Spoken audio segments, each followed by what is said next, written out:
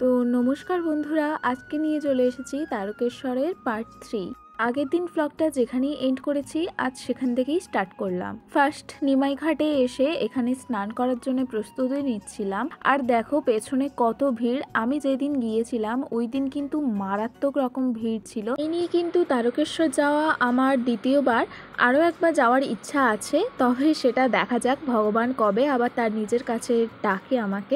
এরপর জল তুলে হাঁটা শুরু করে দিলাম। আর রাস্তায় যেতে যেতে জানো তো এই একটা দোকান চোখে পড়ে।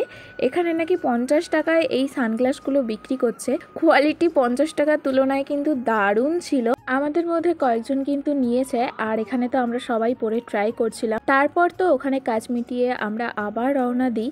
আর যেতে যেতে এই দেখো অবস্থা, এত ডিজে গান বাজছে, তো সবাই নাচা শুরু করে দিয়েছে আর নিজেরাও কন্ট্রোল করতে পারিনি। সাথে সাথে নিজেরাও নাচা শুরু করে দিয়েছি রাস্তায় যেতে যেতে। গান চললে আর এত সুন্দর পরিবেশে কেই বা না নেচে থাকতে পারে। আর রাস্তায় যেতে যেতে তো অচেনা মানুষও চেনা হয়ে উঠেছিল। সবাই যে যার নিজে থেকে এসে কথা বলছে। ছোটবেলায় শুনতাম তারকেশ্বরে জল ঢালতে গেলে নাকি রাস্তার ওপর চকলেট, বিস্কিট, কোল্ড ড্রিঙ্কস আরো বিভিন্ন টাইপের খাওয়ার এরকম নাকি ফ্রিতেই দেয়। শুনে খুব লোভ হতো আর ভাবতাম যে কবে যাব। তারপর রাস্তার মাঝে একটু বিশ্রাম নিয়ে ডাকাতকালী মন্দিরে চলে এলাম। আর ভেতরটা দেখতেই পাচ্ছ কত ভিড়, মানুষজন ঠেলাঠেলি করে এই চোঙার মধ্যে জল ঢালছে। কিন্তু আগের বারে যখন এসেছিলাম না, এই রকম ভাবে কিন্তু জল ঢালতে হয়নি। যাই হোক, ওখানে আবার একটু বিশ্রাম নিয়ে বেরিয়ে পড়েছি সাথে সাথে। তারপর তো সবাই মিলে এখানে আমরা একটু শশা খাচ্ছিলাম। আর আমার মুখ চোখের অবস্থা তো খুবই খারাপ, তার সাথে তো পায়ে ফোস্কা পড়ে ঢুলি হয়ে গেছে। যাই হোক, তারপর ওখান থেকে বেরিয়ে পড়ি কাশী বিশ্বনাথ মন্দিরের উদ্দেশ্যে। নেক্সট পার্ট আসছে।